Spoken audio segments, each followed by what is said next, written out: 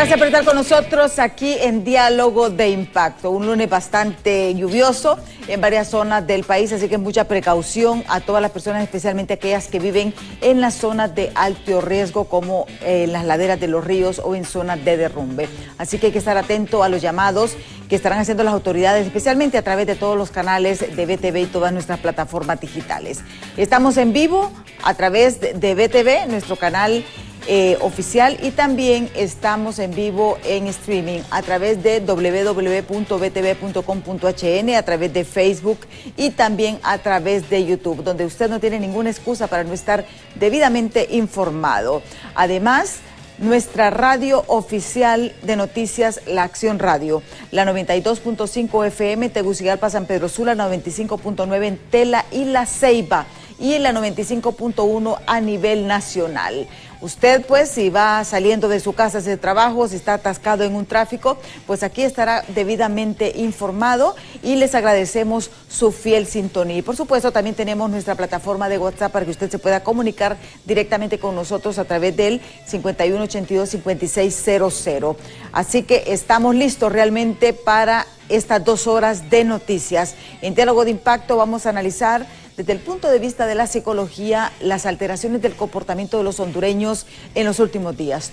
Todos estamos horrorizados, no solamente por las acciones de peleas callejeras, sino por esos crímenes atroces. Realmente, ¿qué es lo que está alterando el comportamiento de los hondureños?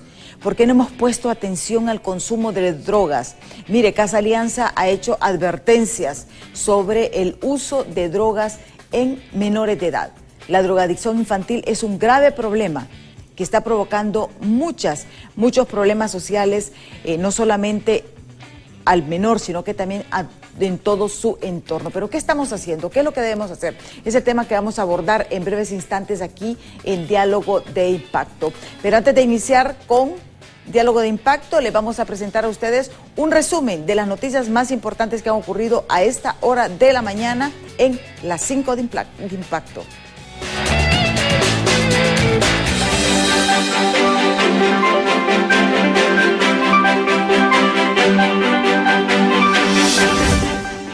Debido al incremento de casos de dengue, las autoridades de salud acondicionan varias clínicas en diferentes puntos de la capital para que funcionen las 24 horas del día. En la capital existen 540 barrios y colonias que por condiciones climatológicas y de ubicación se han convertido en zonas de alto riesgo. Sin ganado se está quedando productores agrícolas en la zona norte del país tras registrar severos grados de desnutrición. Expertos en materia política consideran que las prematuras campañas políticas son un despilfarro innecesario, el cual solo genera más pobreza en el país. La niñez hondureña entre los más vulnerables ante la violencia homicida que azota el país. Se estima que el 6% de las víctimas de la violencia homicida en el país serían niños, niñas y adolescentes menores de 18 años.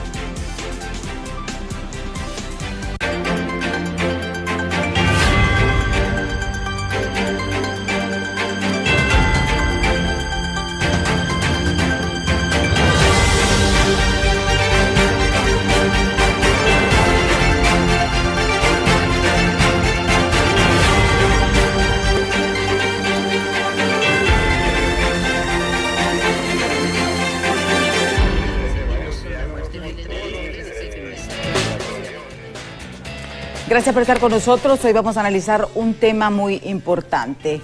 Yo sé que muchas veces los temas políticos, siempre les he dicho, nos entretienen, pero no nos resuelven los problemas. Y hay problemas graves que están ocurriendo en la sociedad. Y es esas alteraciones de comportamiento. Hemos visto tantos hechos violentos, crímenes horrorosos, falta de respeto, hijos que golpean y matan a sus padres, padres que matan a sus hijos, hechos que realmente son abominables y inconcebibles para una persona normal. Y vean ustedes cómo la violencia y la drogadicción es una combinación letal aquí en Honduras. Y es un tema de los que casi nadie habla. Todos sabemos pues que la drogadicción afecta el sistema nervioso y también altera el comportamiento del ser humano. Y esto pues lo lleva a hacer cosas que en ese momento pierde el control de sí mismo y después se arrepienten. Casa Alianza, lleva un observatorio de todo lo que suceda con la problemática de la niñez. Y ellos han advertido de la drogadicción infantil. Y los datos son bastante alarmantes. Desde los 9 años hay niños que están consumiendo drogas en este país. Y Honduras se caracteriza por un consumo múltiple de drogas. No podemos decir que solamente es una. Vean ustedes, aquí se consume marihuana, cocaína, crack, drogas sintéticas que últimamente son las más dañinas, y también el fentanilo, entre otras. Porque sí ya hay registros oficiales de que se consume fentanilo, especialmente el último lugar donde se detectó fue en Isla de la Bahía. Pero ¿por qué en Honduras vemos tantos hechos violentos y crímenes monstruosos que nos llama poderosamente la atención, y como que si nadie le importara lo que está sucediendo? Hasta que no ocurra en una familia de una persona de poder, no se toman las acciones. Miren, Honduras dejó de ser paso de la droga a ser productor de droga. Aquí se paga con drogas todas estas transacciones, por lo tanto también tiene un alto consumo de drogas. Lamentablemente no tenemos un registro, pero esto se ve reflejado en el comportamiento de los hondureños. Por eso vemos reacciones que a veces uno hasta se sorprende y no sabe qué hacer. Miren los pleitos en la calle, porque se metió un carro, o porque una moto se atravesó, o personas que se bajan con pistola en mano. ¿Cuántos hechos de estos hemos visto? ¿Y qué estamos haciendo? ¿Qué estamos haciendo por nuestra población, por nuestros jóvenes? Porque esa es la conducta que les estamos mostrando, de que con violencia se resuelven los problemas, y eso nos está afectando como sociedad. Antes de iniciar con nuestro invitado, vamos a presentarles esta nota de nuestros compañeros de los Noticieros Impacto. Veamos.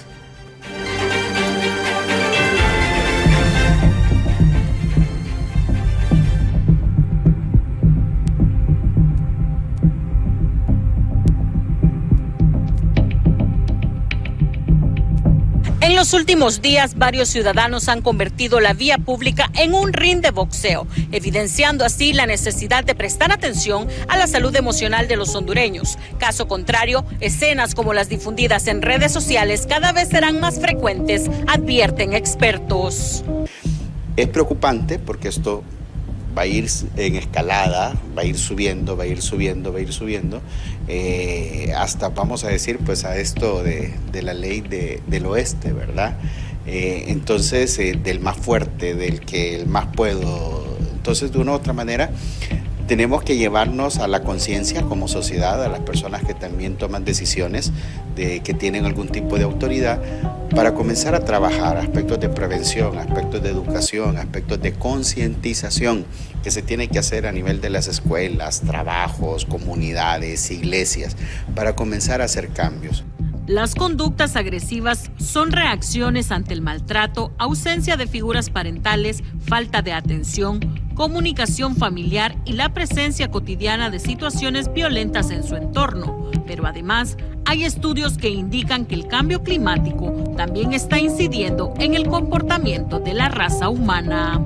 Tenemos información que el cambio climático afecta el comportamiento de las personas, y estamos viviendo un verano con unas temperaturas súper intensas, donde sabemos que mientras más altas las temperaturas, más errático el comportamiento de las personas y con tendencia hacia la agresión, ¿verdad? Pero aparte de eso, estamos en un espacio donde el sentimiento de indefensión y vulnerabilidad es elevadísimo. Entonces todo el mundo siente que nadie lo cuida, que nadie lo protege y que no le toca más que tomar cartas en el asunto, y eso no es bueno para el país. A nivel mundial, las afectaciones emocionales han incrementado un 25% según estudios, por lo que entendidos en el tema sugieren a las autoridades iniciar una campaña para que los hondureños atiendan su salud emocional y prevenir estallidos de violencia en las calles. Con imágenes de Rigoberto Escobar, les informó Cintia López. Y este tema, como les digo, va mucho más allá. Si bien es cierto, hay ciertos aspectos que están alterando el comportamiento del ser humano, pero también hay otros que son provocados. Este estudio de Casa Alianza advierten de que la drogadicción infantil en el país es un grave problema que debemos de atender. Ellos establecen, como ellos tienen bastantes sondeos, uno de los estudios que hicieron señala que niños entre 9 y 12 años consumen inhalantes, tabaco, alcohol y drogas. Niñas, para que usted vea, de 10 a 12 años se están prostituyendo para comprar drogas.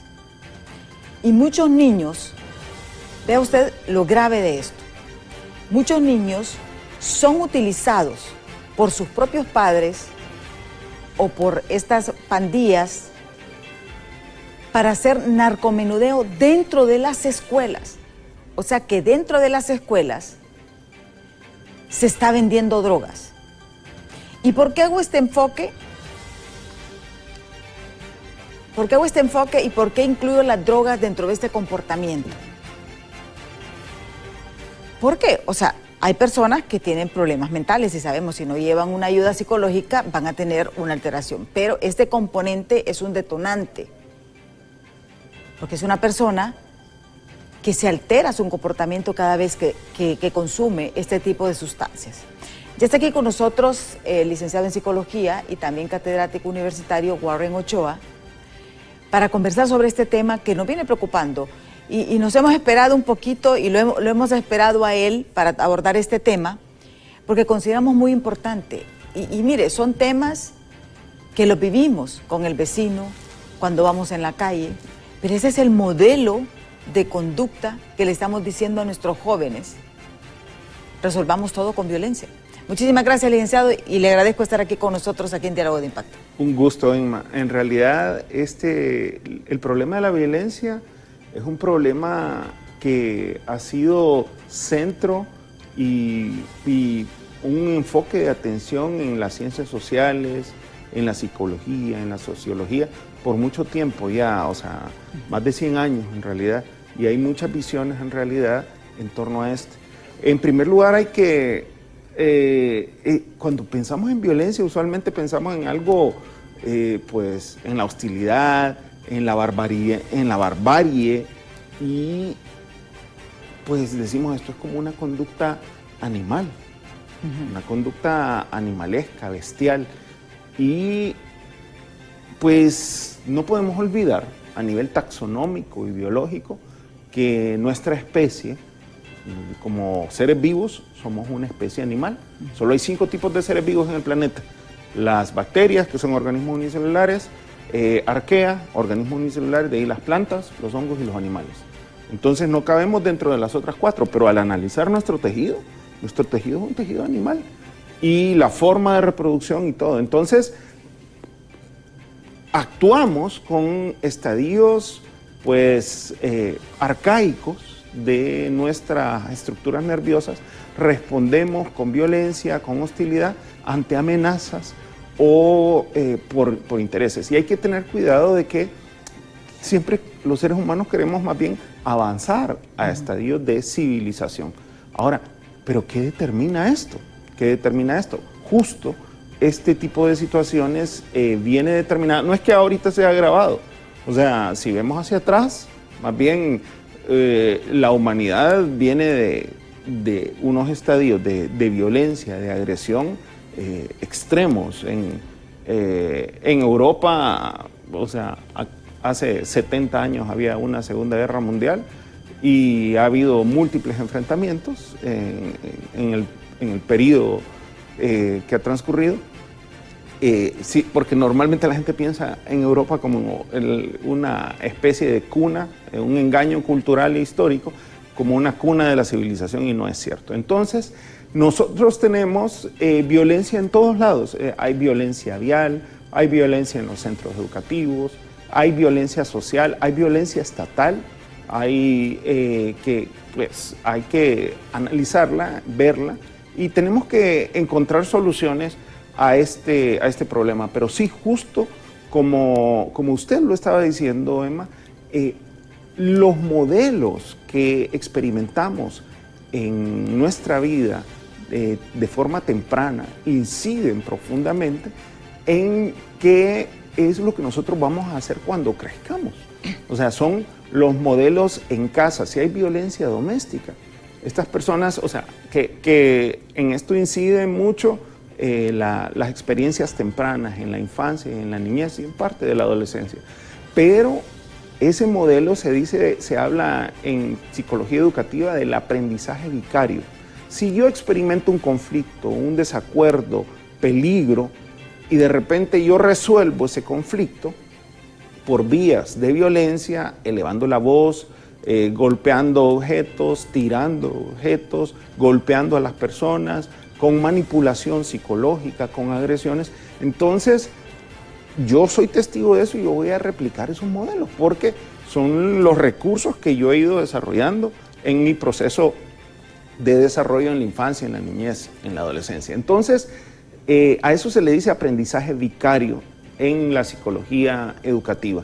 Y hay un aprendizaje, aunque no sea yo quien lo está actuando, pero hay un aprendizaje bien famoso, el experimento de Walter Mischel, del tío Bobo, que se pone a unos niños a ver un video en el que hay estos muñecos que tienen un peso abajo y que arriba son inflados, que son como, muchas veces son como la representación de un payaso, y los niños miran un video en el que hay violencia, y luego entran a un salón de juego donde hay este tío Bobo, y entonces los niños que vieron videos violentos son violentos con el tío Bobo. Entonces, es lo que, o sea, el niño mira, el niño aprende, el niño imita, el niño y la niña replican este tipo de situaciones de violencia.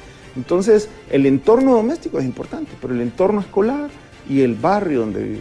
Y de todos modos, la violencia deja en las conciencias de los niños y las niñas, son experiencias emocionalmente de profunda intensidad. Hay alta segregación de cortisol, hormona del estrés, de adrenalina, hormona del estrés, y de noradrenalina. Y esto deja a los niños y las niñas con una fuerte vivencia que usualmente nosotros al dormir todos los días, hacemos un barrido, nuestro cerebro hace un barrido de todas las experiencias sensoriales, olfativas, visuales, auditivas, táctiles, gustativas, todas las vivencias que están a nivel sensorial, las emociones y los recuerdos.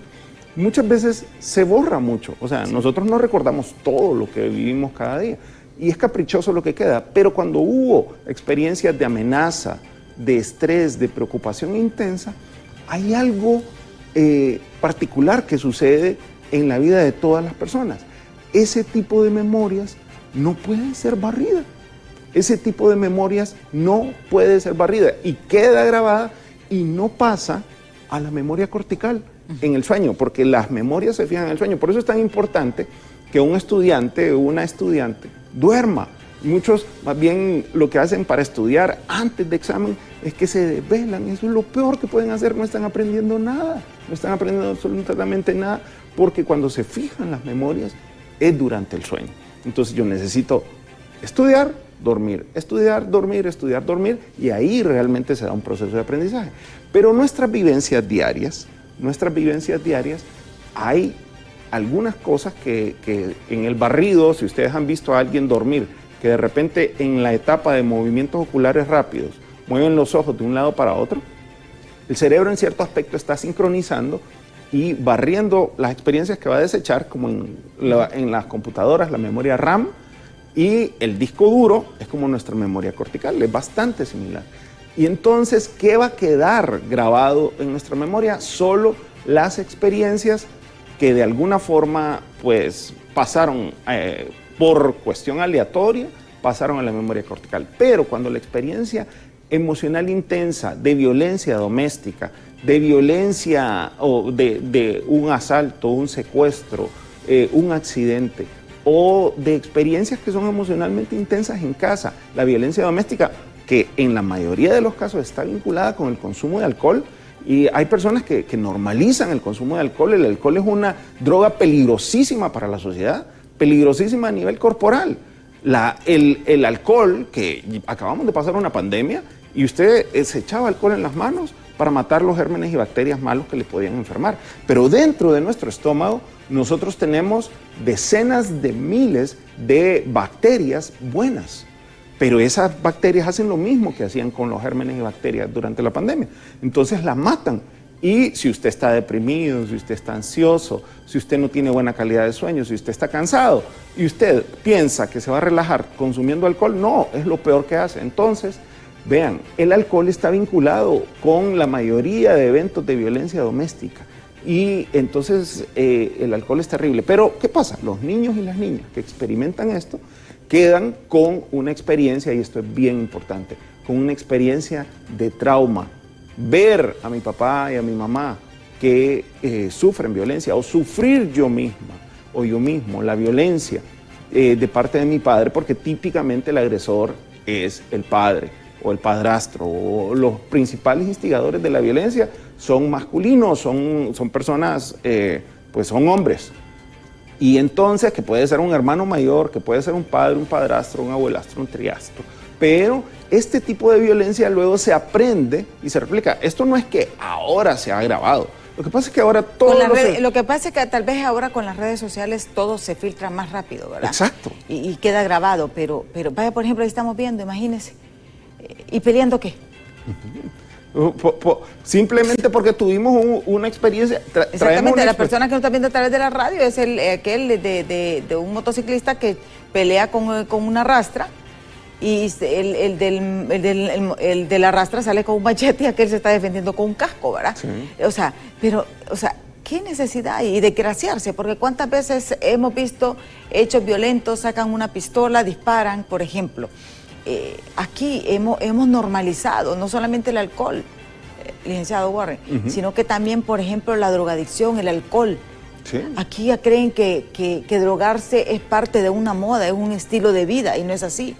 Sí, o sea, es una cuestión terrible. Precisamente se ha normalizado la violencia, se han normalizado las drogas, y sí, las redes sociales lo que hacen es que en cierto aspecto hay un morbo de parte en primer lugar, será de la persona que lo captura, y de ahí la persona que lo sube a los programas, a las aplicaciones de mensajería instantánea, luego a redes sociales, y luego pues pasa a un montón de espacios públicos, a noticieros, a radio, pues, a prensa.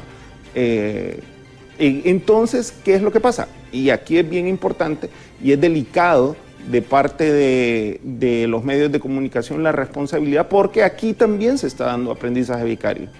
O sea, entonces yo lo miro y sí tenemos una influencia social.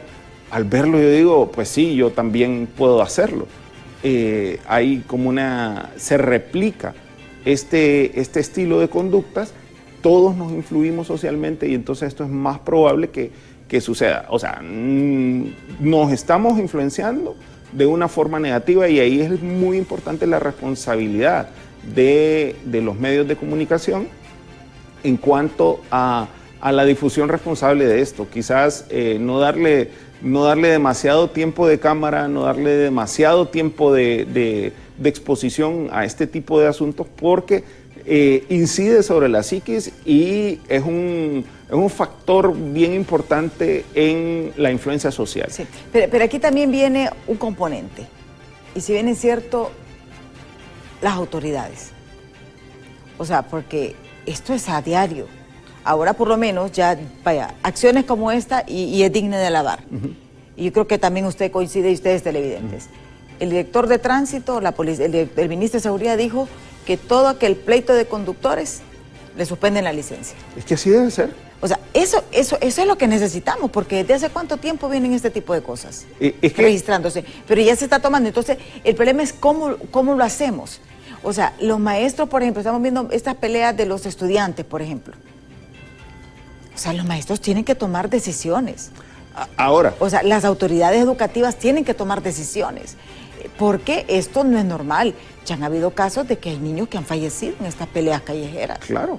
¿Y qué es lo que pasa? Aquí tenemos que saber que estas personas Yo diría, si yo le siguiera una cámara o tuviera una cámara que sigue toda la vida de estas personas, yo les diría, esta no es el primer evento de violencia vial que estas personas tienen.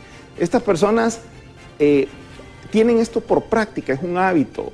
Y esto les ha sucedido seguramente 2 o 3 veces, y si no se hace algo, si la licencia la siguen teniendo, lo van a seguir haciendo, y posiblemente otra persona se vea afectada, o otra persona pierda la vida, o ellos pierdan la vida por este tipo de accidentes. Entonces estas personas no deberían tener su licencia de conducir, debe ser suspendida, yo diría definitivamente, o que haya un proceso pues, consistente, estructurado, que permita que estas personas pasen por un proceso psicoterapéutico. Sí. Porque ¿qué pasa con este señor que está pateando ahí?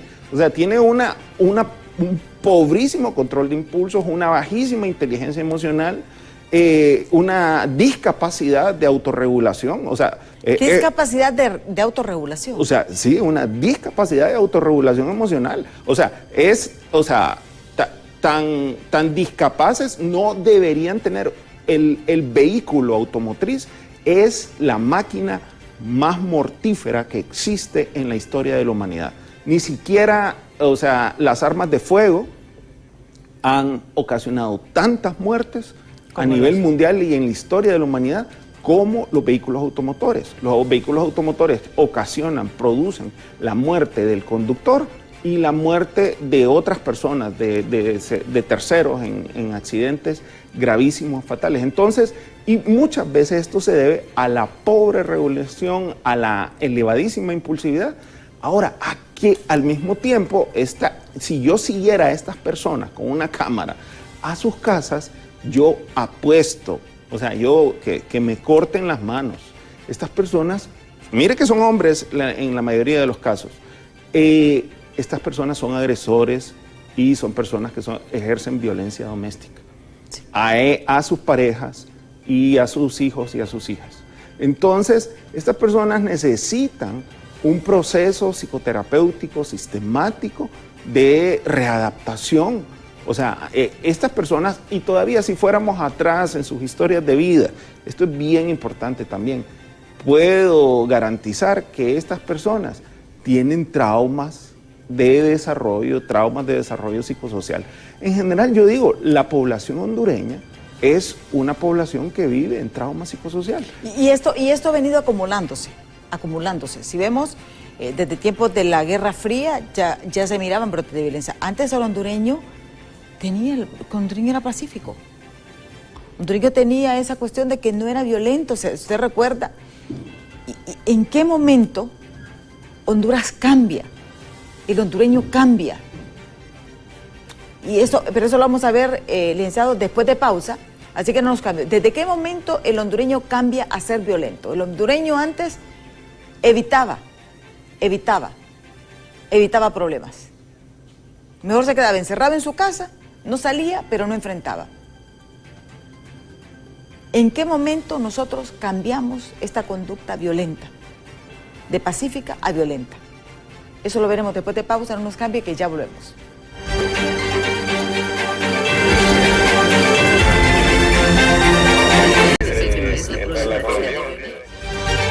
Interesantes datos que nos ha dado el licenciado en psicología y también catedrático Warren Ochoa sobre el comportamiento agresivo del hondureño. Ha señalado varios aspectos y obviamente lo que tiene su origen en la violencia familiar, la violencia doméstica. Ese niño que es sometido a violencia reacciona con violencia porque no hay un tratamiento psicológico. Y eso es lo que nos ha venido a este comportamiento, aunque no sostiene de que estos hechos siempre se habían dado. Lo que sucede es que ahora con las redes sociales se visibilizan más. Y la gente, por ganar seguidores, lo graba. Porque mire, en vez de apartarlos, graba. Y eso es lo que estamos viendo. Afortunadamente hay que reconocer hechos importantes dentro de esto, y es el hecho de que el ministro de Seguridad y el director de Tránsito ya ordenaron que cada vez que dos conductores se agarran a trompadas en plena vía pública y hay un video, se le va a sancionar. Y esas son las acciones, pero también, como nos dice nuestro invitado, también requieren un tratamiento psicológico, porque no solamente es el hecho, o sea, hay que ver muchas causas. Pero mi consulta antes de irnos a pausa es, ¿en qué momento Honduras dejó de ser un país violento? O sea, yo caminaba de mi casa a la escuela, sola. Nos juntábamos en grupitos. ¿Cuántos venimos a estudiar aquí a la universidad? De la isla, pegábamos aquellas grandes caminadas y no pasaba nada. O sea, había uno que otro robo, lo que llamaban aquel requintero, pero eran cuestiones mínimas. Y yo recuerdo que en ese tiempo la DNI, el tiempo de Semana Santa, los días feriados, hacía redada de todos los ladrones y los encerraba para que la población estuviera tranquila. ¿En qué momento, licenciado Warren, el hondureño cambió ese comportamiento de pacífico a violento? Yo sé que son muchos detonantes, sí, pero sí es importante porque es algo que no era la conducta del hondureño ser violento. Si analizamos algunos aspectos históricos, porque a mí siempre me llama mucho la atención los elementos psicosociales de la conducta, de la interacción de todas las personas en grupos comunitarios. Yo decía, hay distintos tipos de violencia, violencia doméstica, violencia delincuencial, hay violencia vial, como estos casos, y la violencia del narcotráfico, y violencia estatal incluso. Yo recuerdo uno de los casos icónicos en la dictadura de Tiburcio Carías, la masacre del 6 de julio de 1944 en San Pedro Sula, que si no me equivoco estuvo involucrado este señor que ni debería estar en los billetes de 50 lempiras. 70 ciudadanos murieron, hondureños. Juan Manuel Gálvez, quien coordinó esas actividades y después pasó a ser presidente, y es como que fueran prócer, vergüenza debería dar. Y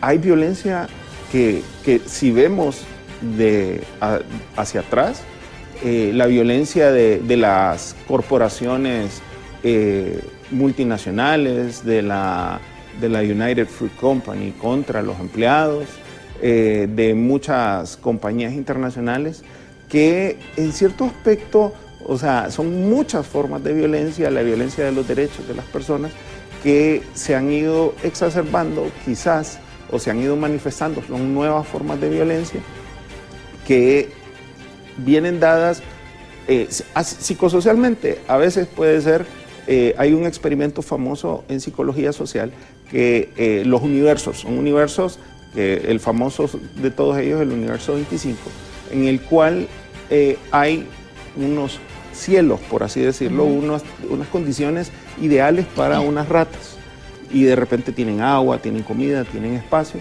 pero en esas condiciones ideales se van reproduciendo y va habiendo alta densidad de ratas en un espacio confinado, y después empieza a darse las agresiones. Entonces, cuando hay pues alta densidad poblacional en algunos lugares, todas estas personas compiten por los recursos, compiten por el espacio, compiten por la vía, un espacio de paso, y pues tienen recursos económicos, laborales, agua. Entonces es más posible que se dé esta conducta también a nivel social. Pero también la influencia, y esto es bien importante, nosotros no tenemos un ejemplo de, por ejemplo, situaciones de tiroteos en centros escolares. Y sí lo tenemos, y si vemos desde Columbine, o todavía más atrás, el primer tiroteo famoso ya de los últimos 30 años, 40 años en Estados Unidos, a Estados Unidos le ajusta para tener un tiroteo en centro educativo por mes durante casi 30 años. Un tiroteo. Y esto no sucede así en ningún país de Europa, en ningún país de América, en ningún país de Asia. Entonces, este modelo de la cultura gringa en particular, de ese derecho, que yo no sé cómo se eleva a un derecho, la necesidad de tener armas, que en realidad es la alimentación del complejo militar industrial para vender armas. Para vender armas, eso no debería ser un derecho, o sea, son herramientas para matar. ¿Cómo es que le damos eso? Y luego vienen adolescentes, e incluso hay personas de 16, de 18 años que pueden tener acceso. Una persona de 16, 18 años no tiene su cerebro completo. Uno dice, se comporta como que le faltara una parte del cerebro, y manejan como que le faltara una parte del cerebro. Las aseguradoras luchan porque una persona de menor a 25 años pague más si va a andar manejando un vehículo automotor, porque la mayoría de accidentes de tráfico los cometen personas jóvenes, además de personas bajo efectos de alcohol, y muchas veces son jóvenes alcoholizados, y son accidentes de tráfico fatales, en los cuales de repente hasta atropellan a alguna persona. Entonces, ¿qué es lo que sucede? Hay una influencia de la cultura, tenemos una permeabilidad de la cultura gringa, está presente aquí. Honduras es el segundo país a nivel de todo el continente americano. Somos gringueros, podemos decir. Somos gringueros, y o sea, qué pésimo ejemplo, pues, como cultura es un pésimo ejemplo, porque es muy violenta, muy adicta a las drogas, es una vergüenza tener ese tipo de... Y somos el segundo país o sea, que hablamos inglés, el segundo país en influencia, en habilidades de comunicación en inglés, pero esto nos permea porque tenemos todas las streaming de televisión, todas las escuelas bilingües, toda la música y todo eso, y con eso también nos viene la violencia escolar, con eso también nos viene que el bullying y la violencia escolar es muchísimo más frecuente en las escuelas bilingües, en las escuelas privadas, muchísimo más frecuente y de unas intensidades, pues, o sea, recordamos aquel caso de un niño que fue de una escuela privada de las más famosas de aquí, de las 5 más famosas de aquí, que fue a una fiesta y empezó a agredirlo no sé si con un palo de golf o con un bate a otro niño que estaba siendo víctima de acoso de parte de él. O sea, eso sucede por montones en las escuelas privadas. Aquí en Honduras, aquí en el Distrito Central, yo lo sé porque en mi clínica llegan casos frecuentemente, y no llegan de escuelas públicas, llegan de escuelas privadas bilingües, y es la influencia del bullying, la influencia de esa cultura, de esas enmiendas que supuestamente tienen derecho a tener armas, me preocupa. Pero usted lo mencionaba fuera de cámaras también, el narcotráfico, que la demanda viene de Estados Unidos precisamente, y la influencia que tiene de Estados Unidos sobre México, que dice, ¿quién es? Creo que Eduardo Galeano, está México tan lejos de Dios y tan cerca de Estados Unidos, qué desgracia, que ningún país tiene ese tipo de tiroteos escolares, excepto México está teniéndolos ya. Entonces a mí me preocupa esa permeabilidad. Ha estado teniéndolos, sobre todo en el gobierno de Felipe Calderón, que entró en esta estúpida guerra contra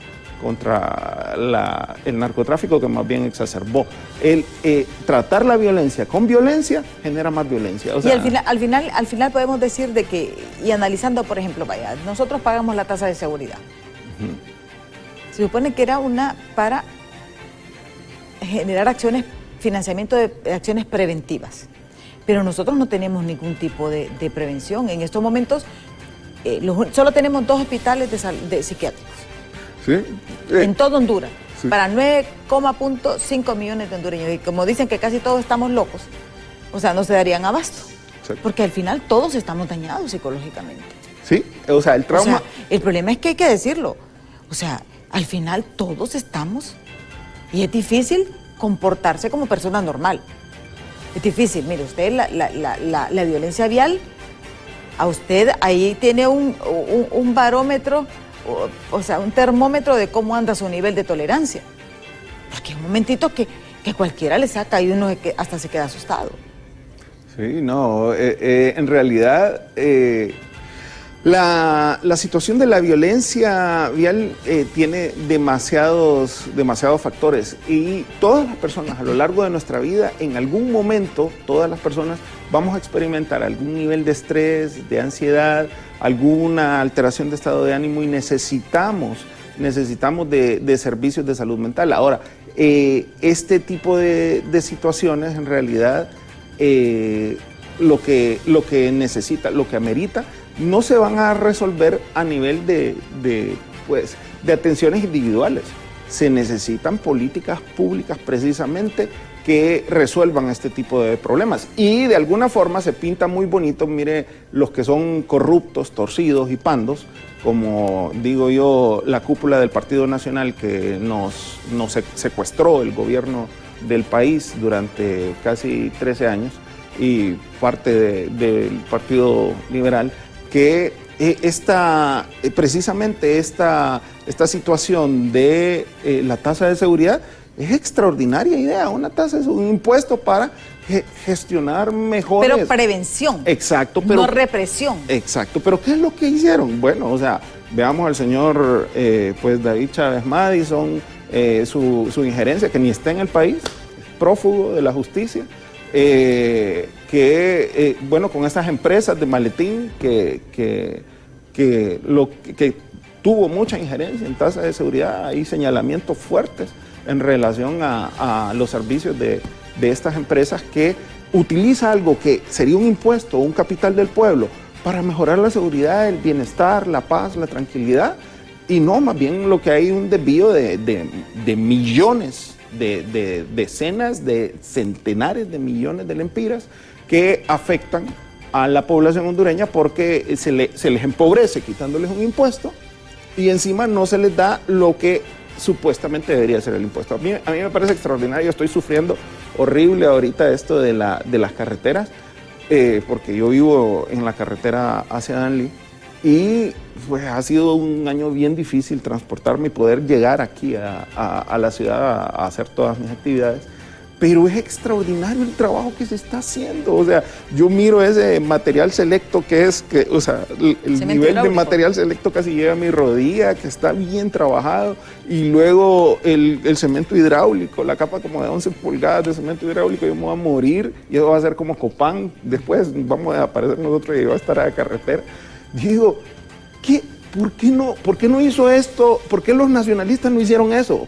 La incompetencia, que yo siempre pienso en la competencia, como a nivel psicológico, cuando hacemos contratación de recursos humanos, pensamos en 3 niveles. Un saber, una competencia conceptual, que sepa cosas. Un saber hacer, que sepa hacer, un saber procedimental. El saber hacer, y el saber ser, que es el saber actitudinal y el saber ético. Y yo digo, todo este grupo de delincuentes que nos gobernó son incompetentes, sobre todo a nivel ético, porque no supieron que ese dinero no era de ellos. O sea, ¿cómo era que encima, la alcaldía de Tegucigalpa estaba pagando reparaciones financiadas con banca local, con préstamos al 14, al 16, al 18, al 20, al 25% de interés anual? O sea, empobreciendo a la capital.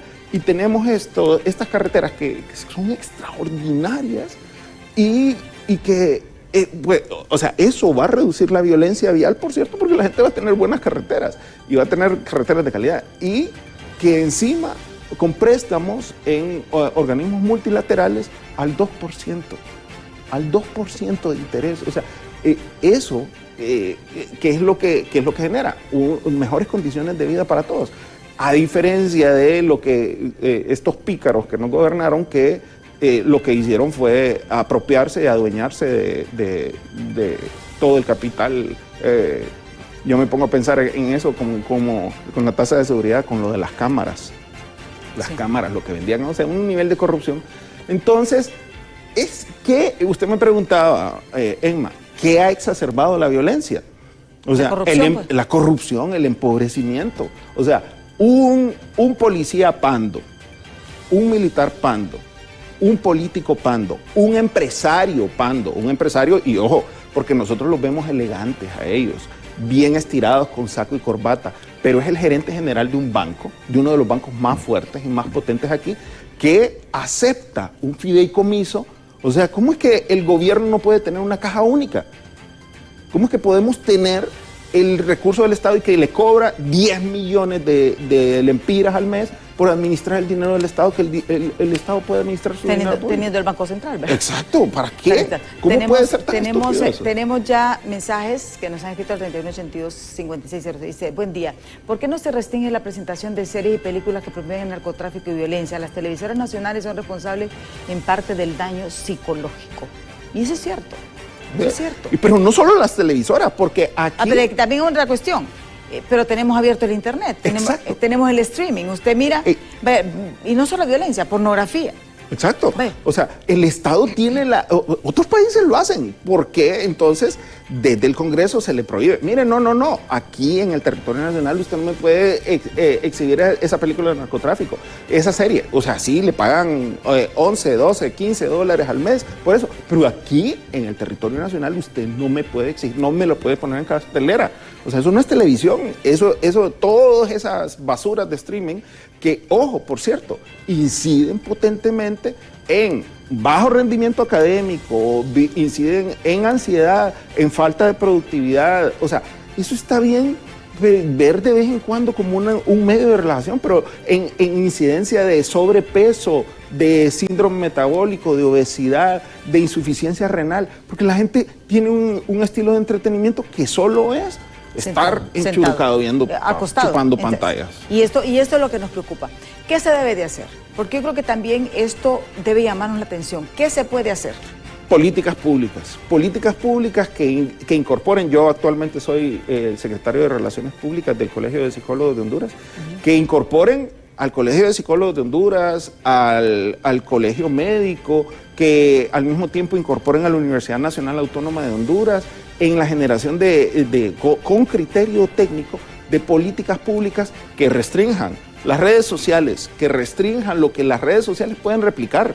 Este tipo de eventos se replica continuamente en redes sociales y eso debería estar controlado en todas las redes sociales. Pero incluso, por ejemplo, ahorita Europa está regulando el contenido de los influencers, por ejemplo. Exacto. Que eso es daño. O sea, yo no es que tenga nada, o sea, hay influencers que son entretenidos y todo, pero también hay influencers que generan. Mire, ¿cuántos influencers han muerto haciendo desafíos? Exacto. O sea, eso no es normal. Un tipo y que las redes sociales expongan eso, que los canales, estas compañías de streaming, así como se regulan los cines. Sí. O sea, que debería. Yo recuerdo el trabajo extraordinario de un docente de la Universidad Nacional Autónoma de Honduras, voluntario en la Comisión de Regulación de Cine, Mauricio Durón. Mauricio Durón que trabajaba y para ver que si los cines dejaban entrar a menores de edad películas que tenían restricción. O sea, si se ha hecho y se hace eso para los cines, que debería hacerse al nivel del trabajo que se hacía en esa comisión que trabajó Mauricio Durón hace años, se debería hacer para todo el streaming, para todas las redes sociales. Se debería hacer para un montón de medios, para generar un cambio cultural y que al mismo tiempo, como ya lo ha dicho el director de tránsito, a estas personas se les suspenda su licencia en cuanto a la violencia vial y que entren, por sentencia de juez, que entren a un proceso de remodificación, de readaptación sociocultural y emocional, porque son personas violentas. Y yo diría, hay que ver a sus familias, hay que ver a sus hijos, hay que ver a sus esposas, que seguramente que me corten las manos. Estas son familias que... Mira, a mí con eso de la tasa de seguridad, para finalizar, y esa es una petición y un sueño que yo siempre he tenido, es que en cada escuela, o por cierto número de población estudiantil, exista un psicólogo y un médico. Así es. Eso, en el escenario ideal, mire, antes existían los consejeros. Exacto. Y, sí. Eso venía a ayudar, porque era de esa detección, el niño tenía problemas, era víctima en su hogar, tenía la opción de la escuela. Pero en estos momentos, imagínense que estamos a estas alturas y tenemos escuelas unidocentes. Y debería, yo estudié mi primaria en la escuela Dr. Ramón Rosa número 2, aquí en la subida al Juan Alaínez, por los bomberos, por el estadio. Extraordinaria escuela, bajo la dirección de la profesora Melida de Paz. Y teníamos hasta odontólogo, en una escuela pública, y era extraordinario el servicio. O sea, las complicaciones de salud, si se invierte en cuestiones preventivas... Ojalá que parte de la tasa de seguridad se invirtiera en ese sentido y ahí todos estaríamos felices. Porque yo creo que nadie le daría... Mire, nadie daría esa... Porque hay que ser sincero, cada vez que miramos que nos deducen ese dinero de la tasa de seguridad, insultamos. Y tiramos todas las maldiciones vida por él. Pero si supiéramos que la están invirtiendo bien, qué bueno. Licenciado, el tiempo se nos ha agotado. Muchísimas gracias por habernos acompañado. Un placer, Emma. Muchas gracias por Tenemos mucho que hacer. Sí. Hay mucho que hacer. Sí. Pero yo creo que es importante que los tomadores de decisiones empiecen a tomar medidas. No podemos seguir así, porque seríamos más cayendo en una ciudad en decadencia. Y es lo que no queremos.